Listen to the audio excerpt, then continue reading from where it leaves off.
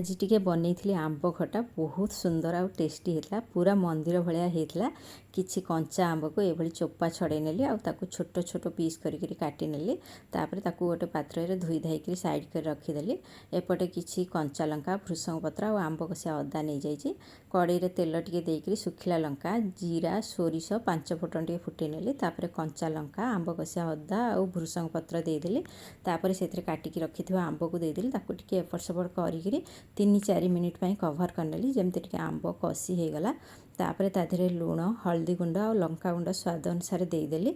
तापर ताकू टिके एपट सेपट करी पुणी 4-5 मिनिट कवर करनेली। ता भितर आंब आमर 50% पाखापाखि सीझी आसला। ताधे देदेली गोटे गिना भाया गरम पानी ताकू टिके एपट सेपट करी पुणी आहरी 4-5 मिनिट कवर करनेली। ये भितर आंब प्राय पाखापाखि सीझी आसला। ताधे देदेली चीनी गोटे गिना और गुड़ गोटे गिना। तापर ताकू टिके गोले गड़ाई पुणी टिके 3-4 मिनिट कवर करदेली। बढ़िया से जमती फुटीगला देखो केते सुंदर कलर हो जाइए। एबे पूरा हो आसला आंब खटा। सांग माने जदि मोर वीडियोटी आपण मानकु भल लगी थाए ताहले मोर चैनल को टिके सब्सक्राइब करनेबे। एपटे कड़ई बसैकि टिके जीरा सुखिला लंका अल्प टिके मेथी देके भाजी नेली।